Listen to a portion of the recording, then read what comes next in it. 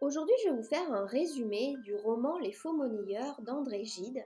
Donc, c'est un roman publié en 1925. Les principaux personnages sont Bernard Profitandieu et Olivier Molinier, deux jeunes lycéens, et l'oncle Édouard, un écrivain qui est en train d'écrire un roman intitulé Les Faux Monnayeurs, un titre que l'on peut lire donc à plusieurs niveaux, puisque c'est à la fois le titre du roman d'Édouard, le titre du roman d'André Gide, mais c'est aussi un attribut que l'on peut donner à de nombreux personnages du roman qui jouent tous un rôle finalement.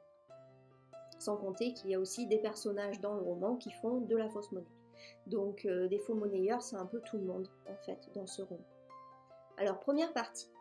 Bernard Profitandieu, un jeune lycéen âgé de 17 ans, est à 3 semaines de passer son bac. Alors en 1925, le bac c'est beaucoup plus difficile qu'aujourd'hui et donc passer son bac c'est vraiment un examen auquel on se prépare vraiment durement parce qu'il y a beaucoup de recalés. Il faut qu'il révise s'il veut réussir ses examens. Bernard vient de trouver des lettres écrites par sa mère qui lui indiquent que l'homme qu'il a élevé et qu'il déteste, Monsieur Profitandieu, n'est pas son vrai père. Cette dernière a eu un amant dont Bernard est le fils. Le jeune homme, déboussolé par cette nouvelle, décide alors de fuguer de chez lui et ne sait pas où aller. Il envisage de ne pas passer le bac. Il se retrouve chez Olivier Molinier, qui est un ancien camarade de classe. Olivier est un jeune homme mal dans sa peau. Il est timide et en recherche permanente d'affection. Il est secrètement amoureux de son oncle Édouard, un écrivain dont l'amour pour son neveu est réciproque, mais qu'il tait également pour les convenances. Bernard arrive chez Olivier et lui demande s'il peut passer la nuit chez lui. Ce dernier accepte et l'accueille donc chez lui.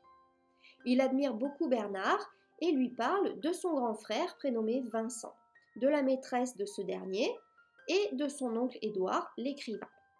Vincent est un joueur invétéré qui perd beaucoup d'argent au jeu.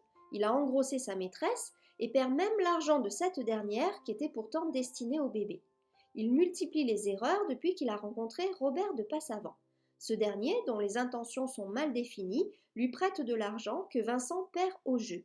Bernard sort de chez Vincent et part sans dire au revoir à son ami. Il se sent libre puis s'endort sur un banc. Édouard déteste Passavant et dit à ce dernier qu'il écrit un livre intitulé Les Faux Monnayeurs. Indirectement, il traite aussi Passavant de faux monnayeur, c'est-à-dire que c'est un écrivain qui véhicule des idées mensongères. Passavant.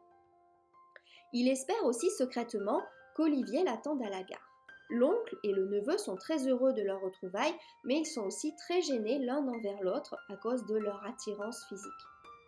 Bernard a trouvé le papier de consigne d'Édouard et va récupérer sa valise.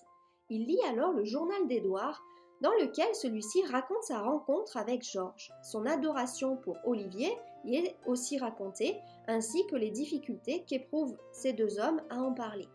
Au fur et à mesure de son avancée dans la lecture du journal d'Édouard, Bernard découvre un Olivier qu'il ne connaît pas. Édouard évoque aussi le mariage de Laura, sa visite à la Pérouse, qui lui annonce être père et grand-père. Bernard se rend chez Laura et est surpris par Édouard qui comprend alors que Bernard a lu son journal et qu'il est au courant de tous ses secrets.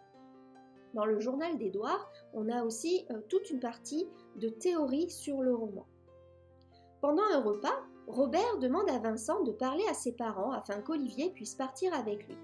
On se retrouve alors dans le journal d'Édouard qui a commencé un nouveau cahier. Ce dernier raconte sa visite chez la Pérouse qui vient de lui confier une lettre. Deuxième partie. Bernard est parti dans les montagnes en Suisse avec Édouard, pour qui il travaille, et Laura. Il est en train d'écrire à Olivier. Il est heureux et lui raconte sa nouvelle vie. Olivier, en lisant cette lettre, devient fou de rage et de jalousie. Il entreprend alors une relation intime avec Passavant, qui est un écrivain riche, manipulateur, cynique et homosexuel. Son influence est mauvaise sur Olivier, qui devient brutal et méchant. Bernard avoue son amour à Laura. Cette dernière raconte tout à son mari qui comprend sa situation et l'accepte. Olivier répond à Bernard et lui parle d'un projet qu'il a avec Robert de Passavant, mais n'en dit pas plus. Bernard a envie de tuer Passavant. Édouard se réjouit de la fin de l'histoire de Laura.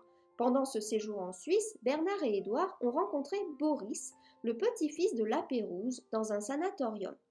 Il est soigné par une doctoresse qui a une fille nommée Bronia, avec qui l'enfant s'est lié d'amitié. Cette dernière est malade. Il est question de placer Boris dans une pension, mais Bernard pense que cette solution ne sera pas la bonne. Dans le même temps, il se demande si Édouard ne regrette pas de l'avoir emmené à la place d'Olivier. Troisième partie. Boris rencontre la Pérouse. Lorsqu'Édouard mange avec Molinier, ce dernier dénigre Bernard car il est un enfant naturel, c'est-à-dire un bâtard. Édouard va rendre une visite à la Pérouse. Ce dernier semble mort, mais en voyant Édouard, il reprend soudain vie. Il a tenté de se suicider en se tirant une balle dans la tête, mais n'a pas pu aller jusqu'au bout de son acte. Il va donc partir vivre à la pension Azaïs Vedel.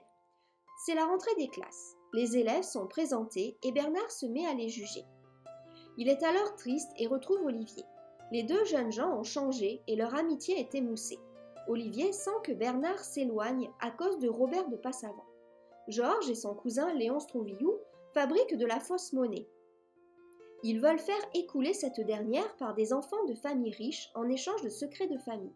Édouard a une discussion avec Pauline. Elle sait pour Édouard, mais ne dit rien car elle a peur que ses enfants soient mal élevés et tournent mal. Olivier se trouve à une soirée de banquet. Il découvre la mauvaise influence qu'a Passavant sur lui. Bernard a passé une nuit avec Sarah. Olivier tente de se suicider mais son oncle arrive à temps pour le sauver. Le père de Bernard arrive et veut enrayer cette histoire de fausse monnaie que lui a racontée Édouard. Il aime son fils et veut le protéger. On apprend que Vincent, le frère d'Olivier, a tué Liliane, sa maîtresse infidèle. Bernard a réussi ses oraux du bac.